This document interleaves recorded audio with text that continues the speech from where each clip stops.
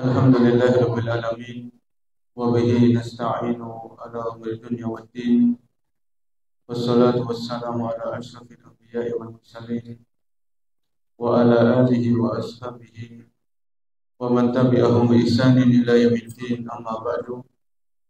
Para hadirin, bapak-bapak dan ibu-ibu, kaum muslimin dan muslimah yang berbahagia, alhamdulillah pada malam hari ini kita masih diberikan kemudahan, diberikan taufik dan pertolongan oleh Allah Subhanahu wa taala untuk melaksanakan ibadah puasa di siang harinya dan ibadah sholat malam atau sholat tarawih di malam harinya. Semoga Allah Subhanahu wa taala menerima seluruh amal ibadah yang kita lakukan.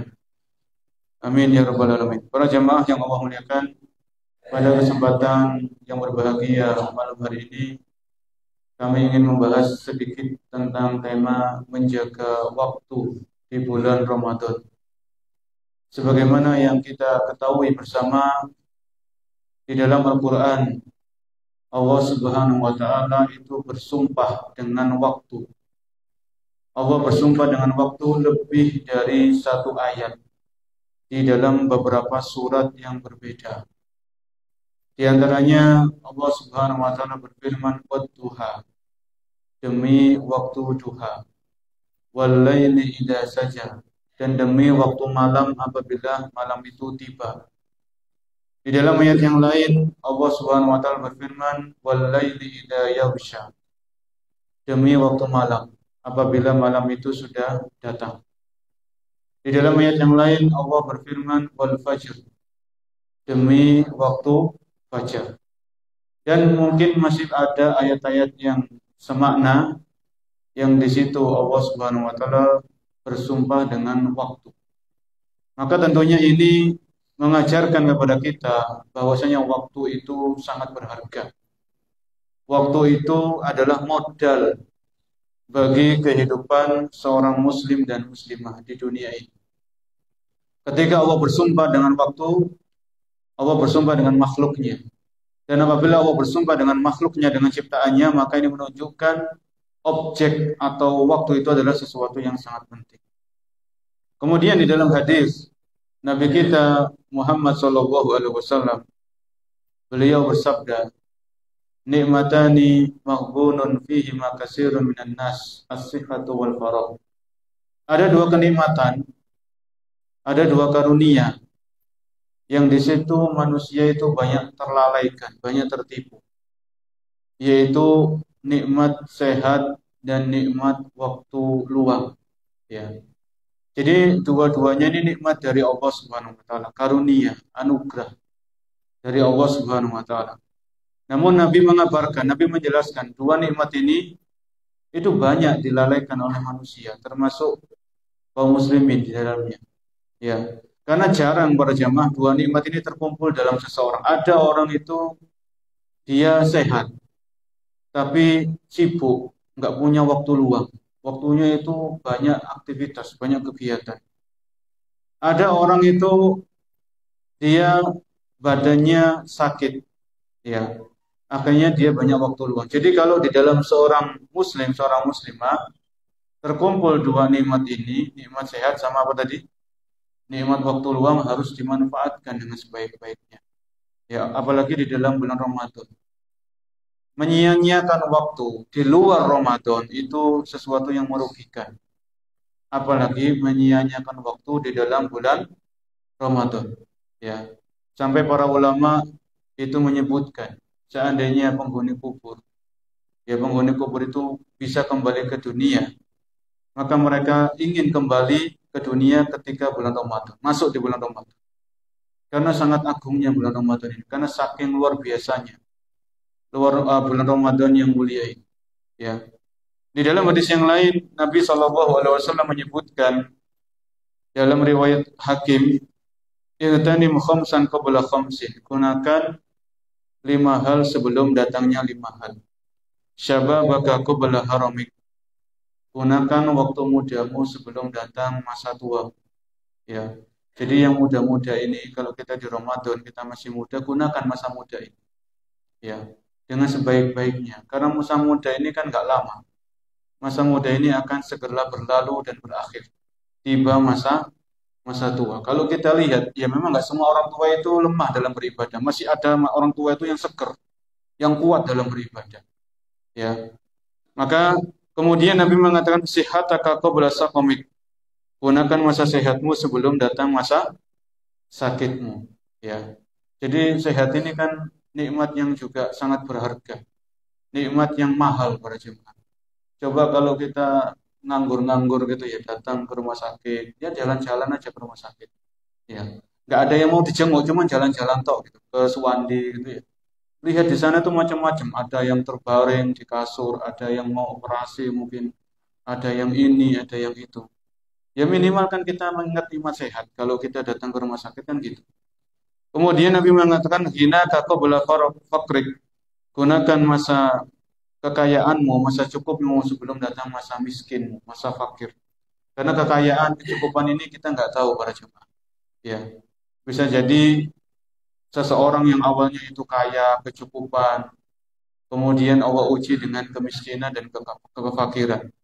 Oleh karena itu, kalau seseorang itu ketika dia masih cukup, masih kaya, dia banyak mengingat Allah Subhanahu wa taala, dia menunaikan zakatnya, zakat hartanya, dia sedekah, maka seandainya orang ini jatuh, terpuruk, maka Allah akan mengingat orang ini. Karena Nabi mengatakan ta'arraf ilallahi fi rakha ya'rifka fi syiddah. Kenalilah Allah, dekatlah kepada Allah di saat engkau lapang. Maka di saat engkau sulit, maka Allah akan mengingat. Kemudian yang keempat, faraghaka qabla syughlik. Gunakan masa luangmu sebelum datang masa sibuk. Ya, kalau kita punya waktu luang, maka gunakan sebaik-baiknya sebelum datang masa sibuk-sibuknya. Dan yang terakhir, hayataka qabla mautik. Gunakan hidupmu sebelum kematian. Jadi hidup ini, umur ini adalah anugerah. Ya, mungkin para jemaah pernah ada yang merasakan di tahun lalu, Ramadan tahun kemarin, itu kita sahur bersama orang, buka bersama, tarawih bersama. Mungkin orang itu sudah tidak lagi hidup sekarang, karena dia sudah berpindah ke alam. Maka ketika kita diberikan kesempatan oleh Allah Subhanahu wa taala untuk bertemu Ramadan, maka gunakan dengan sebaik-baiknya. Isi dengan amal soleh, isi dengan ketaatan, isi dengan ibadah. Jauhi maksiat, jauhi apa-apa yang diharamkan oleh Allah, apa-apa yang diharamkan oleh Rasul Shallallahu Alaihi Wasallam. Ya, disebutkan oleh seorang ulama yaitu Al Hasan Al Basri. Al Hasan Al Basri rahimahullah, beliau mengatakan, adraktu aqwaman kanu ala awqatihim ashaddu minhum hirsan min dananirihim wa darahimihim. Hasan Al Basri ini seorang ulama yang terkenal, yang masyhur. Beliau pernah mengatakan, aku pernah menemui sebuah kaum, ya, yang dimana kaum tersebut itu sangat pelit terhadap waktunya, sebagaimana di antara kalian itu pelit terhadap hartanya. Ya, jadi orang-orang soleh sebelum kita itu mereka sangat pelit terhadap waktu.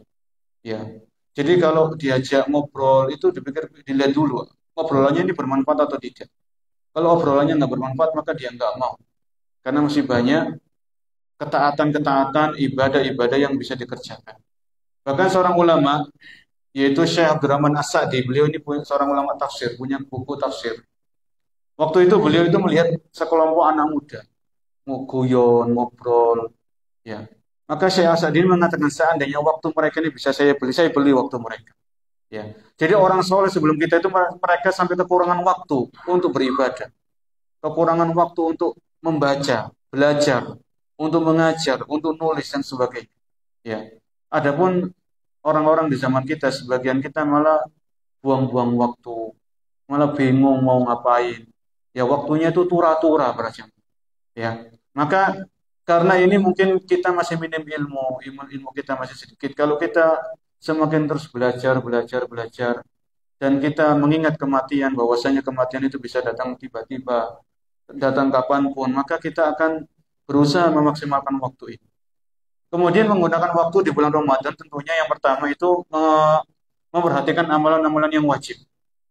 Ya, mengisi waktu di bulan Ramadan itu yang pertama harus kita perhatikan amalan-amalan yang wajib. Salat lima waktu. Ya, ada orang puasa Ramadan tapi nggak sholat. Ya kok piye kan repot. Sama-sama rukun Islam, sholat 5 waktu rukun Islam, puasa Ramadan juga rukun Islam. Tapi dia puasa tapi nggak sholat. Ya, maka ini juga nggak benar karena karena sama-sama wajib, sama-sama fardu ain. Ya, kemudian mengisi waktu di bulan Ramadan bisa dengan berbakti kepada orang tua. Berbakti kepada orang tua ini juga wajib, fardu ain. Ya, kunjungi rumah orang tua kita, belikan makanan kesukaan mereka, minuman kesukaan mereka apa, tanyakan kebutuhan mereka apa. Ya, ini juga mengisi waktu di bulan Ramadan dengan amalan yang wajib. Bagi seorang istri, ya seorang istri maka perhatikan berbakti sama suami.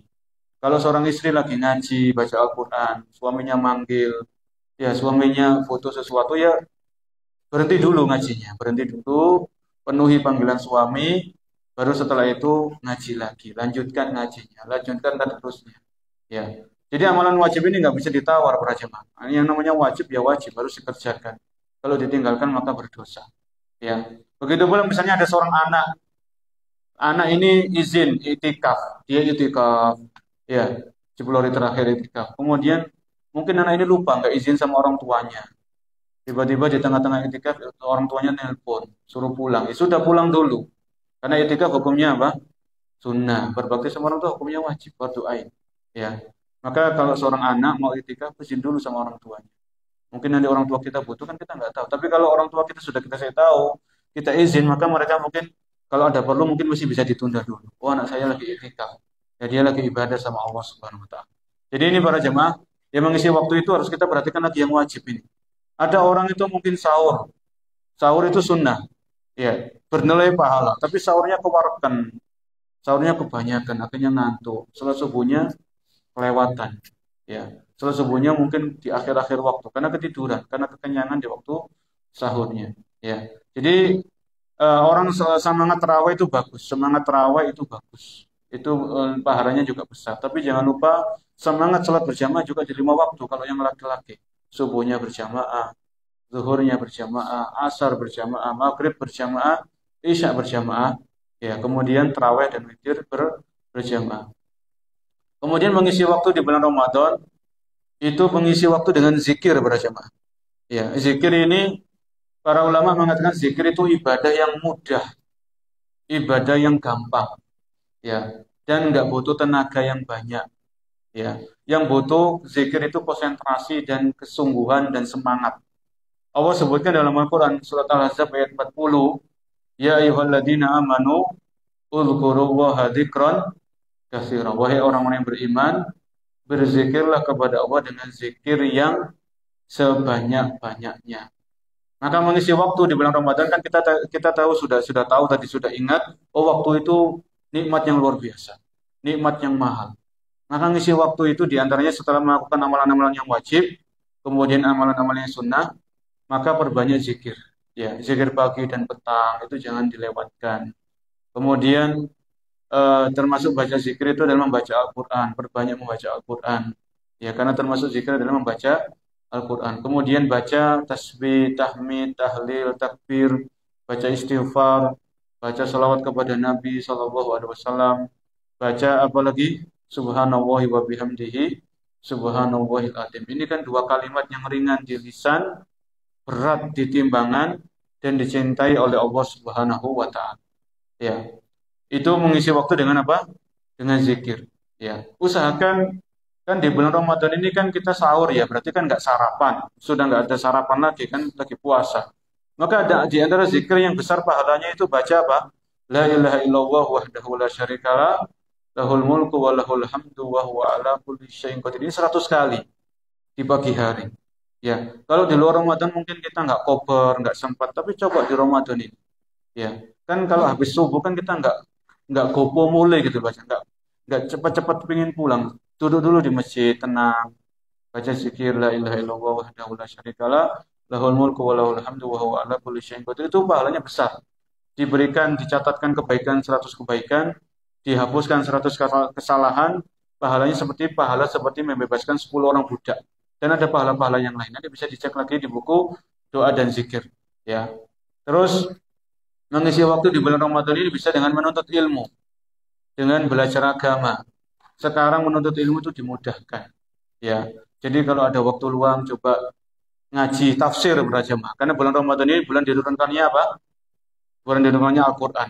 Masa mulai kita balik sampai kita usia kita saat ini mungkin ada di antara kita yang nggak tahu tafsir Al-Fatihah. Kan eman berjamaah. Mau Al-Fatihah ini pasti kita baca ketika sholat. Ya. Coba buka YouTube, dengarkan kajian Ustadz Firanda misalnya, tafsir Al-Fatihah. Ya, setelah Fatihah selesai, tafsir surat An-Nas. Setelah surat An-Nas selesai, surat Al-Falaq. Begitu terus para jemaah. Itu namanya mengisi waktu dengan bermanfaat. Ngaji, belajar. Ya, surat-surat pendek ini kan surat yang langganan kita baca.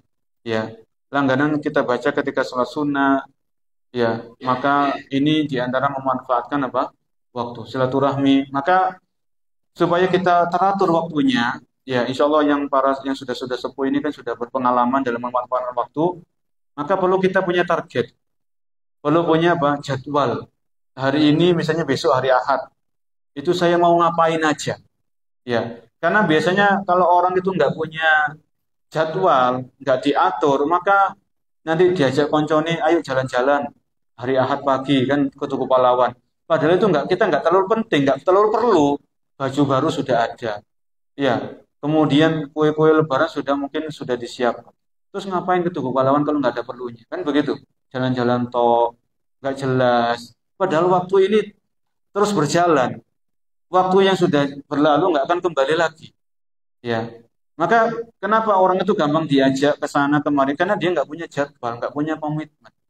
Ya, kalau sebagaimana para ulama dulu itu mereka punya jadwal. Jam sekian sampai jam sekian saya sholat duha. Sholat duha itu maksimal itu 8 rakaat. Masa kalau kita di luar Ramadan itu berat sholat duha, maka di dalam Ramadan ini mungkin masih banyak waktu untuk sholat duha. Ya, 2 rakaat, mau 4 rakaat, 6 rakaat, 8 rakaat itu bisa. Jadi perlu ada jadwal. Ya, jam sekian sampai jam sekian saya nanti dengarkan ceramah. Ya, jam sekian sampai jam sekian saya mau ngaji. Ya, jam sekian sampai jam sekian saya mau bantu istri saya di rumah, bantu resik-resik oma, bantu masak, bantu cuci piring kan nggak masalah. Nabi kita Muhammad SAW itu pernah seorang sahabat pernah bertanya kepada salah seorang istri Nabi, apa yang dilakukan oleh Nabi kalau di rumah? Ya, kalau para sahabat ini kan tahu Nabi di masjid itu kayak gini, Nabi itu kalau di pasar kayak gini. Tapi kalau Nabi di rumah sahabat ini nggak tahu. Makanya ada seorang sahabat itu bertanya kepada salah seorang istrinya Nabi alaihissalam. Nabi kalau di rumah itu ngapain? Maka istrinya Nabi ini menjawab, karena yaqumu bimihnati ahli. Nabi kalau di rumah itu membantu pekerjaan istrinya. Ya, kalau bahasa kita tuh yang bantu masak, bantu resek-resek, bantu gini, pokoknya membantu istrinya. Kemudian kalau sudah datang waktu sholat, maka Nabi segera ngambil air wudhu, segera berangkat ke masjid untuk sholat berjamaah. Ya, maka mengisi waktu itu bisa dengan hal itu para jamaah. Untuk mencontoh Nabi SAW, kita membantu pekerjaan istri kita di rumah. Ya, jadi masih banyak dan ada kalau nggak salah ada buku itu 24 jam bersama Nabi. Ya, itu apa saja yang dilakukan oleh Nabi selama 24 jam itu. Ya, jadi marilah kita ingat-ingat, kita lihat diri kita masing-masing, kita muhasabah, kita introspeksi diri, sudahkah benar-benar kita menggunakan waktu dengan sebaik-baiknya. Ya, yang terakhir sebagai penutup untuk materi kultum pada malam hari ini, marilah kita ingat salah satu hadis Nabi Shallallahu Alaihi Wasallam. Ya, beliau pernah bersabda, tidak akan bergeser kaki seorang hamba di hari kiamat sampai dia ditanya tentang 4 hal. Ya, jadi kita akan ditanya dan kita harus yakin ini Nabi yang mengabarkan. Ini Nabi SAW yang menjelaskan, tidak akan bergeser kaki seorang hamba di hari kiamat sampai dia ditanya tentang 4 hal. Yang pertama tentang umurnya. Ya, umur ini jangan dikira nggak ada pertanyaan. Kita akan ditanya tentang umur kita ini untuk apa. Ya, kita nggak tahu umur kita sampai angka berapa, kita kan nggak tahu. Ada yang sampai angka 40, ada yang sampai 45, ada yang 50, 60. Ya, kita nggak tahu. Tapi ya kita harus yakin, umur ini akan ditanya, untuk apa kita gunakan. Kemudian Nabi mengabarkan, wa an syababihi fima ablah. Masa mudanya untuk apa dia habiskan. Jadi umur, itu pertanyaannya umum. Ada pertanyaan lebih spesifik, lebih khusus masa muda. Ya.